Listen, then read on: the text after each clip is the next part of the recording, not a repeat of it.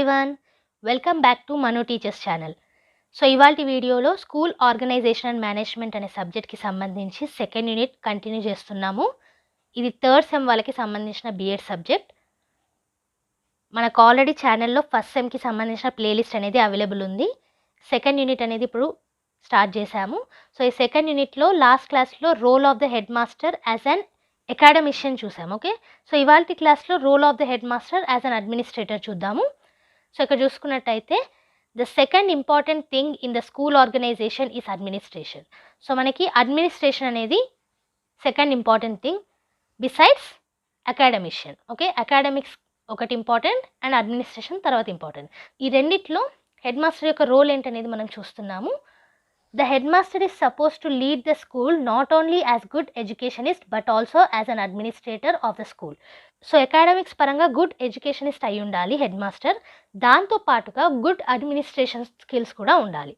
Okay, so next చూసుకుంటే he or she should work diligently with an intention to accomplish the objectives and aims of the school, and he or she should own them as their own institution and work the progress of the school. So head master ఎవరైతే ఉంటారో వాళ్ళు diligently work చేయాలి. అంటే diligently అంటే ఏంటంటే మనకి care and కాన్షియస్గా. Okay, so that institution అనేది డెవలప్ అవ్వాలి. ఓకే, ఆబ్జెక్టివ్స్ కానివ్వండి, ఎయిమ్స్ కానివ్వండి అచీవ్ అవ్వాలి. ఆ విధంగా వర్క్ చేయాలి. అండ్ అలాగే స్కూల్ని వాళ్ళ సొంత స్కూల్లా భావించి ప్రోగ్రెస్ అయ్యేలాగా చూసుకోవాలి. Okay, in the administrative aspects the following items should be taken care of by the head master of the institution. So administrative aspects అనేటివి కొన్ని ఉన్నాయి మనకి. అవేంటి, ఎలా కేర్ తీసుకోవాలనేది ఇప్పుడు చూద్దాం. Okay, so the administrative aspects are institutional planning, mobilisation of resources, preparation of budget, maintenance of records and registers, conducting staff meetings. So ఇవన్నీ కూడా అడ్మినిస్ట్రేటివ్ ఆస్పెక్ట్స్ కిందకు వస్తాయి. మనం ఇన్స్టిట్యూషనల్ ప్లానింగ్ అనేది లాస్ట్ క్లాస్లో కొంచెం స్టార్ట్ చేశాము.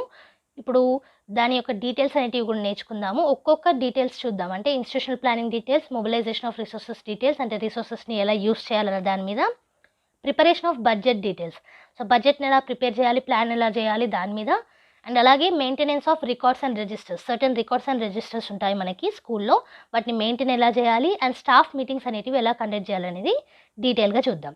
ఓకే, ఫస్ట్ ఏంటి మనకి ఇన్స్టిట్యూషనల్ ప్లానింగ్. సో ఇక్కడ చూసుకున్నట్టయితే it is a purposeful action implying the taking of decision for future action with a view of achieving predetermined objectives through the optimum use of school resources. So institutional planning అంటే ఏంటంటే purposeful action అనమాట. అంటే already ఇది చెయ్యాలి అనేసి నిర్ణయించుకొని చేయడం, అది కూడా ముందుగానే అనుకున్న ఆబ్జెక్టివ్స్ని అచీవ్ అయ్యేలాగా ప్రతి ఒక్క రిసోర్సెస్ని యూస్ చేసేలాగా ఉండాలి.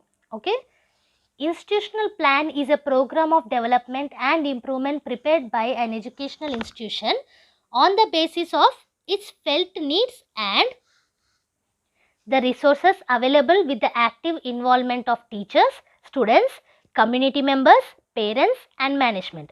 మీరు ఇన్స్టిట్యూషనల్ ప్లానింగ్ అనేది ఇంగ్లీష్లో అర్థం తీసుకున్నా సరే ఇన్స్టిట్యూషన్ యొక్క ప్లానింగ్ అనమాట. అంటే స్కూల్ యొక్క ప్లానింగ్ అనేది చూసుకోవాలి. అంటే అందులో రిసోర్సెస్ ఏమున్నాయి, ఏం అవసరం ఉన్నాయి, ఏది కావాలి, ఇవన్నిటి గురించి చూసుకోవాలి. సో వీటిలో టీచర్స్ని ఇన్వాల్వ్ చేయొచ్చు, స్టూడెంట్స్ని ఇన్వాల్వ్ చేయొచ్చు, కమ్యూనిటీ మెంబర్స్, చుట్టూ ఉన్న కమ్యూనిటీ మెంబర్స్, పేరెంట్స్ని ఇన్వాల్వ్ చేయొచ్చు, అండ్ అలాగే మేనేజ్మెంట్ని ఇన్వాల్వ్ చేయొచ్చు.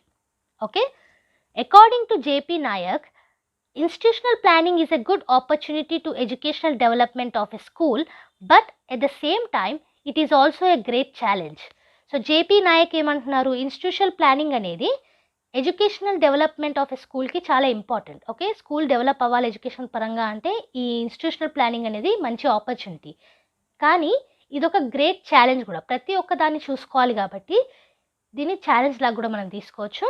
Nowadays, the school have deficit in physical and financial resources, so it becomes a challenge to bring out all those things, and institutional planning give the answer to these problems. So ప్రతి ఒక్క అవసరాలు ఏవైతే ఉంటాయో స్కూల్కి సంబంధించి అవన్నిటిని తీసుకురావాలి అని అంటే కొంచెం ఇప్పుడున్న కాలంలో కష్టంగానే ఉంది. ఎందుకంటే ఫిజికల్ను ఫైనాన్షియల్ రిసోర్సెస్ అనేటివి తక్కువగా ఉన్నాయి ఇప్పుడు. సో అందుకే వీటన్నిటికీ సొల్యూషన్ ఏంటి మనకి, ఇన్స్టిట్యూషనల్ ప్లానింగ్. అదే ఇక్కడ మనకి చెప్తున్నారు. ఓకే, సో ఇప్పుడు steps in preparing institutional planning చూద్దాము. To achieve school development and expected outcomes the head master has to keep the following points in the preparation of institutional plan. So school యొక్క objectives achieve చేయడానికి కానివ్వండి, expected అవుట్కమ్స్ని తీసుకురావడానికి కానివ్వండి, head master institutional planning అనేది చేయాలి. అది చేయాలంటే ఈ ఫాలోయింగ్ పాయింట్స్ అనేటివి గుర్తుంచుకోవాలి. అవేంటి? Planning according to the needs of the school. So institutional ప్లానింగ్లో ఫస్ట్ థింగ్ ఏంటి, మనకి స్కూల్లో ఏ అవసరాలు ఉన్నాయనేది చూసుకోవాలి. సో వాటికి తగ్గట్టుగా ప్లాన్ అనేది ఉండాలి. Assessment of future needs and resources. ఇప్పుడే కాకుండా ఫ్యూచర్లో కూడా ఏమైనా మనకి కావాలా, అవసరం ఉన్నాయా అనేది కూడా చూసుకోవాలి. Academic achievement of children should be look after.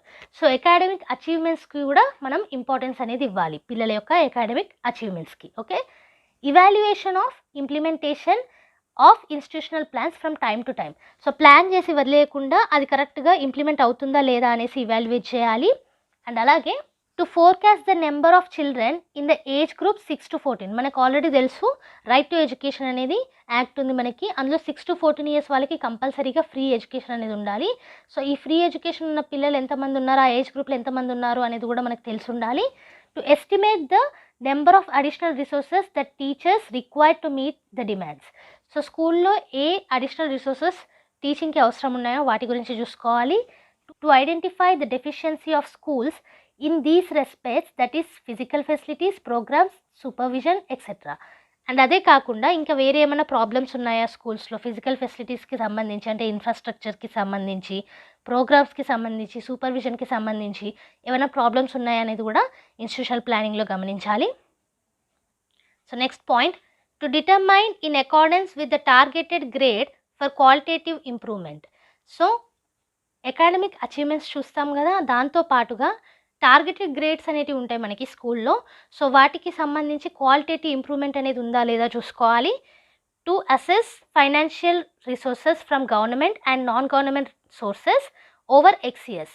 So కొన్ని ఎక్సియర్స్లో మీకు గవర్నమెంట్ నుంచి ఏ ఫైనాన్షియల్ రిసోర్సెస్ వచ్చాయి, నాన్ గవర్నమెంట్ నుంచి ఏ ఫైనాన్షియల్ రిసోర్సెస్ వచ్చాయి, వీటన్నిటి గురించి చూసుకోవాలి. To determine priorities and to work accordingly. So priorities, ఏది ఇంపార్టెంట్, ఏది ఫస్ట్ వర్క్ చేయాలి, ఏది తర్వాత చూసుకోవాలి, వీటన్నిటి గురించి ఒక ఐడియా అనేది ఉండాలి. Next is to estimate capital outlays and running cost of programmes. So ప్రోగ్రామ్స్కి సంబంధించి ఫైనాన్షియల్గా ఏమన్నా అవసరాలు ఉన్నాయా అనేది చూసుకోవాలి, వాటిని ఒక లెక్క అనేది తీసుకోవాలి, అకౌంట్స్ అనేటివి చేయాలి. Okay. To phase out programmes and outlays in academic year. So ఒక అకాడమిక్ ఇయర్లో ప్రోగ్రామ్స్ ఎలా చేయాలి, వాటికి ఎంత అవసరం ఉన్నది, ఎలా ప్లాన్ చేయాలి, వీటన్నిటి గురించి కూడా చూసుకోవాలి. To throw open the plan for wider discussion and it's priorities. So for suppose ఇప్పుడు ఎగ్జాంపుల్ తీసుకుందాం, యాన్యువల్ డే ఉందనుకోండి యాజ్ ఎ ప్రోగ్రామ్. సో దానికి ఏం అవసరం ఉంటుంది, ఎలా ప్లాన్ చేయొచ్చు, ఎంతమంది పార్టిసిపేట్ చేస్తున్నారు, టైమింగ్స్ ఎలా చూసుకోవచ్చు, ఎవరెవరికి ఏ స్లాట్ ఇవ్వచ్చు, స్టేజ్ డెకరేషన్ ఏంటి, ఇలా చాలా ఉంటాయి మనకి ఆర్గనైజ్ చేయడానికి. సో అవన్నీ గురించి కూడా చూసుకోవాలి. అండ్ ఆల్సో హెడ్ మాస్టరే కాకుండా ప్లాన్ అనేది అందరి ముందు పెట్టారనుకోండి, టీచర్స్ ముందు, వాళ్ళ యొక్క ఒపీనియన్స్ని కూడా మనం తీసుకోవచ్చు. సో అదే ఇక్కడ డిస్కషన్స్కి ప్లాన్ అనేది ఓపెన్గా ఉంచాలనేసి అంటున్నారు. Okay. To finalise the plan in the light of public comments అనమాట. అంటే వన్స్ ఇన్స్టిట్యూషనల్ ప్లానింగ్ అనేది అయిన తర్వాత లేదా ప్రోగ్రామ్స్ ఏదైనా ప్లాన్ చేసిన తర్వాత పబ్లిక్ కామెంట్స్ అనేది చాలా ఇంపార్టెంట్, బికాస్ ఇంప్రూవ్ చేసుకోవడానికి. ఓకే. సో వైడర్ డిస్కషన్స్ అనేటివి కూడా ఇక్కడ అందుకే ఇంపార్టెంట్ అనేసి అంటున్నారు ఇన్స్టిట్యూషనల్ ప్లానింగ్లో. So these are the steps involved in institutional planning. Okay. So ఇది about institutional planning academic administrator aspects. Okay. Next ఇప్పుడు మొబిలైజేషన్ ఆఫ్ రిసోర్సెస్ గురించి చూద్దాము. సో ఇక్కడ చూసుకుంటే the greatest and the most important problem for education today is mobilisation of available human, physical and material resources. మీరు చూసుకున్నట్టయితే ఇప్పుడు greatest problem ఏమొస్తుంది education కన్నా అంటే అవైలబుల్ ఉన్న హ్యూమన్ రిసోర్సెస్ అంటే స్టాఫ్, ఓకే, ఫిజికల్ అంటే ఇన్ఫ్రాస్ట్రక్చర్, ఫైనాన్షియల్ ప్రాబ్లమ్స్ ఇవన్నీ వస్తాయి. అండ్ అలాగే మెటీరియల్ రిసోర్సెస్, యుటెన్సిల్స్ కానివ్వండి, ల్యాబ్స్ కానివ్వండి. సో ఈ రిసోర్సెస్ అన్నిటినీ కరెక్ట్గా యూజ్ చేసుకోవడం అనేది ఇప్పుడు ప్రాబ్లమ్గా మారుతుంది. సో అదే ఇక్కడ మనకు అంటున్నారు. The head master being the central figure in the educational setup should try for the utilisation of resources.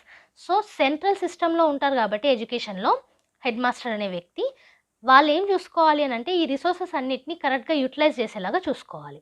Okay. The areas of specialisation of different teachers should be utilise to have their maximum usage. So టీచర్స్లో మనకి చాలా వరకు talent అనేది కూడా ఉంటుంది, ప్రతి ఒక్క టాలెంట్ని యూస్ చేసుకునేలా ఉండాలి, which comes under human resources. Okay. So head master ఇంత కేపబుల్గా ఉండాలన్నమాట మనకి. నెక్స్ట్ చూసుకుంటే the education commission right observed although most of the responsibility for the support of education will be placed on government funds, a total centralization of all financial responsibility for education in the government will not be desirable. Okay, so education commission ఏమంటుంది అని అంటే responsibility మనకి financial ఫండ్స్కి సంబంధించి గవర్నమెంటే తీసుకుంటుంది, కానీ మొత్తంగా కూడా మనం గవర్నమెంట్ మీదనే ఉంచకూడదు, అది కరెక్ట్ కాదు అనేసి అంటుంది. Okay, attempt should therefore be made to raise contribution from local communities, voluntary organization and the local authorities for this purpose. So ఈ ఫైనాన్షియల్ ఫండ్స్ కోసం ఓన్లీ గవర్నమెంట్ మీదనే డిపెండ్ అవ్వకుండా గవర్నమెంట్ ఇచ్చే దాంతో పాటుగా ఫండ్స్ అనేటివి మనం లోకల్ కమిటీస్ దగ్గర నుంచి, వాలంటరీ ఆర్గనైజేషన్స్ దగ్గర నుంచి, లోకల్ అథారిటీస్ దగ్గర నుంచి కూడా కలెక్ట్ చేసుకోవచ్చు. ఓకే, మొబిలైజేషన్ ఆఫ్ రిసోర్సెస్ కోసం. ఓకే, సో నెక్స్ట్ ఇప్పుడు మొబిలైజేషన్ ఆఫ్ కమ్యూనిటీ రిసోర్సెస్ గురించి చూద్దాము. సో మన కమ్యూనిటీలో ఉన్న ఏమేమి రిసోర్సెస్ ఉన్నాయి, వాటిని ఎలా యూస్ చేసుకోవాలనేసి. Okay, in each community we may find many skilled professionals, technicians, scientists, university teachers etcetera. So financial resources, physical resources, material resources, human resources ఇలా చాలా మనకు ఉంటాయి. అందులో మీరు హ్యూమన్ రిసోర్సెస్ పరంగా కమ్యూనిటీలో చూసుకున్నట్టయితే మనకి చాలామంది స్కిల్డ్ ప్రొఫెషనల్స్ ఉంటారు. డాక్టర్స్ కానివ్వండి, technicians, scientist, teachers, university professors, so ఇలా అనమాట. They would be glad to participate in the school teaching and other programmes. So ఇలాంటి వ్యక్తులు స్కూల్ టీచింగ్లో పార్టిసిపేట్ చేయడానికి కూడా ఇంట్రెస్టెడ్గా ఉంటారు. Since the community resources have not been utilised so far, it is very necessary to tap them now. So మీరు community resources అనేటివి ఎక్కువగా యూజ్ చేసినట్టు మనకు గమనించలేము స్కూల్స్లో. మీరు చదువుకునే టైంలో కూడా ఎక్కువ మంది వచ్చి స్పీచెస్ ఇవ్వడం కానీ ఇలా ఎక్కువ జరగలేదు. బట్ ఇలా జరిగితే ఏంటంటే ఇన్స్పిరేషనల్గా ఉంటుంది, కమ్యూనిటీ రిసోర్సెస్ని యూజ్ చేసుకున్న వాళ్ళం అవుతాం, రియల్ లైఫ్ ఎక్స్పీరియన్సెస్ని పిల్లలకి అందించిన వాళ్ళం అవుతాం. సో అదే ఇక్కడ మనకి చెప్తున్నారు, ఎక్కువగా యూజ్ చేసుకోవాలి అనేసి. This would establish a rapport with the community which would ultimately help in the development and improvement of school. So దీనివల్ల ఏంటంటే చుట్టూ ఉన్న కమ్యూనిటీ తోటి స్కూల్ అనేది ఎక్కువగా రిలేషన్షిప్ అనేది బిల్డ్ అవుతుంది, దాంతోపాటుగా స్కూల్ యొక్క డెవలప్మెంట్ని ఇంప్రూవ్మెంట్ అవుతుంది, బికాస్ స్టూడెంట్స్ నేర్చుకుంటారు ఎక్కువగా కాబట్టి రియల్ లైఫ్ ఎక్స్పీరియన్సెస్ తోటి. ఓకే, సో నెక్స్ట్ ఇప్పుడు ఫైనాన్షియల్ రిసోర్సెస్ గురించి చూద్దాము. కమ్యూనిటీ రిసోర్సెస్లో to produce the donations from the society. ఇంతకుముందే మనం మొబిలైజేషన్ ఆఫ్ రిసోర్సెస్లో చూసాం కదా, ఓన్లీ గవర్నమెంట్ ఫండ్సే కాకుండా లోకల్ అథారిటీస్, లోకల్ కమ్యూనిటీస్ నుంచి కూడా మనము ఫండ్స్ అనేటివి తీసుకోవచ్చు. అదే ఇక్కడ మనకి ఫైనాన్షియల్ రిసోర్సెస్ కమ్యూనిటీ రిసోర్సెస్లో చెప్తున్నారు. To collect fee from students as per norms prescribe by the government. So government ఎంత ఫీజు అయితే నిర్ణయించిందో ప్రైవేట్ స్కూల్స్కి, అలా స్కూల్స్ ఫీజు అనేది కూడా స్టూడెంట్స్ నుంచి కలెక్ట్ చేయొచ్చు. To mobilise the financial help in the form of land, cash, material and utilise them. So కొంతమంది ఏంటంటే స్కూల్కి ల్యాండ్ అనేది డొనేట్ చేస్తారు, కొంతమంది క్యాష్ డొనేషన్ ఇస్తారు, మెటీరియల్స్, ల్యాబ్కి సంబంధించిన ఎక్విప్మెంట్స్ ఇలాంటివి డొనేట్ చేస్తారు. సో వీటన్నిటిని కరెక్ట్గా యూటిలైజ్ చేయాలి. అండ్ అలాగే to motivate NRIs of that habitation and get the assistance from such people for the progress of school. For suppose ఇప్పుడు స్కూల్ ఒక ఏరియాలో ఉందనుకోండి, ఆ ఏరియా నుంచి ఎవరైనా అమెరికాకి లేకపోతే ఫారిన్ కంట్రీస్కి వెళ్ళారనుకోండి, సో ఈ నాన్ రెసిడెన్షియల్ ఇండియన్స్ దగ్గర నుంచి, ఆ ఏరియాకి సంబంధించిన నాన్ రెసిడెన్షియల్ ఇండియన్స్ దగ్గర నుంచి ఫండ్స్ అనేటివి కూడా కలెక్ట్ చేయొచ్చు, వాళ్ళని మోటివేట్ చేయొచ్చు to help financially. Okay, so for the progress of the school. ఇది ఫైనాన్షియల్ రిసోర్సెస్కి సంబంధించి. నెక్స్ట్ ఇప్పుడు physical resources in community resources చూద్దాము. సో ఇది మీకు ఆల్రెడీ తెలుసు, mobilization of physical and material resources in school implies availability of teaching aids like chart, maps, books, tapes etcetera. So ఈ physical కానివ్వండి, మెటీరియల్ రిసోర్సెస్ కానివ్వండి, మీరు చూసుకున్నట్టయితే స్కూల్లో ఏంటంటే టీచింగ్ ఎయిడ్స్ కిందకు వస్తాయి. ఓకే, చార్ట్స్ కానివ్వండి, మ్యాప్స్ కానివ్వండి, బుక్స్, టేప్స్ ఇలాంటివి అనమాట. Okay, they should be brought to the knowledge of all the concerned and should be readily available for class room instructions. So ఈ టీచింగ్ ఎయిడ్స్ ఏవైతే ఉన్నాయో అవి అవైలబుల్ ఉన్నాయనేసి నాలెడ్జబుల్గా ఉండాలి మనం, అండ్ అలాగే వాటిని కరెక్ట్గా యూజ్ చేసుకోవాలి. And they should be ready for class room instructions. ఎప్పుడైతే ఈ టీచింగ్ ఎయిడ్స్ అవసరం ఉంటాయో అవి రెడీగా ఉండేలాగా చూసుకోవాలి. ఓకే, నెక్స్ట్ ఇప్పుడు human resources. These are as important as physical and financial resources. So human resources అనేటివి ఎక్కువగా పట్టించుకోమని, బట్ ఇవి ఫిజికల్ అండ్ ఫైనాన్షియల్ రిసోర్సెస్ ఎంత ఇంపార్టెంటో అంత ఇంపార్టెంట్ హ్యూమన్ రిసోర్సెస్ కూడా. Headmaster of the institution can take an initiative and request the local subject experts or retired personnel to extend their academic guidance to the school. So స్టార్టింగ్లో మనం community రిసోర్సెస్లో చూసాం కదా, మనకి చుట్టూ ఉన్న కమ్యూనిటీలో చాలామంది స్కిల్డ్ ఎక్స్పర్ట్స్ అనేటివి ఉంటారు. సో వాళ్ళ దగ్గర నుంచి గైడెన్స్ అనేది స్కూల్లో మనం పిల్లలకు అందించామనుకోండి, వాళ్ళు ఇంకెక్కువగా నేర్చుకుంటారు రియల్ లైఫ్ ఎక్స్పీరియన్సెస్ నుంచి. సో హెడ్ మాస్టర్ ఇది చూసుకోవాలన్నమాట. కమ్యూనిటీలో ఈ పర్సన్స్ ఎవరైతే ఉంటారో రిటైర్డ్ కానివ్వండి, లేదా సబ్జెక్ట్లో ఎక్స్పర్ట్స్ కానివ్వండి, so doctors, scientist, auto drivers, farmers, వీళ్ళందరినీ కూడా మనము కమ్యూనిటీ రిసోర్సెస్ లాగా యాజ్ హ్యూమన్ రిసోర్సెస్ యూస్ చేసుకోవచ్చు. క్లాస్లో వాళ్ళ లైఫ్ ఎక్స్పీరియన్సెస్ ద్వారా పిల్లలకి నేర్పించవచ్చు. ఓకే, సో లాస్ట్లో చూసుకున్నట్టయితే to sum up, self reliance should be the key word for every community to build up educational facilities for its children. So కమ్యూనిటీలో వాళ్ళ మీద వాళ్ళే డిపెండ్ అవ్వడం చాలా బెనిఫిషియల్. ఓకే, సో దాని ద్వారా ఏమవుతుందంటే వాళ్ళ ప్రాబ్లమ్స్ వాళ్ళకే తెలుస్తాయి కాబట్టి ఈజీగా సాల్వ్ చేసుకోగలుగుతారు. అందుకే ఎడ్యుకేషనల్ ఫెసిలిటీస్లో కూడా సెల్ఫ్ రిలయన్స్ అనేది చాలా ఇంపార్టెంట్. ఓకే, కమ్యూనిటీలో whether the community contributes through tuition fee or special fee or supplements them by donations, the community must accept responsibility for school. So స్కూల్కి ఏ విధంగా హెల్ప్ చేసినా, అంటే లైక్ ట్యూషన్ ఫీ ద్వారా కానివ్వండి, special fee ఇవ్వడం ద్వారా కానివ్వండి, లేదా డొనేషన్స్ ద్వారా కానివ్వండి, ఏ విధంగా హెల్ప్ చేసినా స్కూల్ యొక్క రెస్పాన్సిబిలిటీ అనేది యాక్సెప్ట్ చేయాలి community. Okay, if this philosophy is not accepted, schools would continue to be alien institutions and are unlikely to get integrated with the community. ఒకవేళ స్కూల్ యొక్క రెస్పాన్సిబిలిటీ అనేది కమ్యూనిటీ యాక్సెప్ట్ చేయలేదనుకోండి, ఒక alien institution, అంటే కమ్యూనిటీలో లేని institution లాగా అవుతుంది మనకి స్కూల్.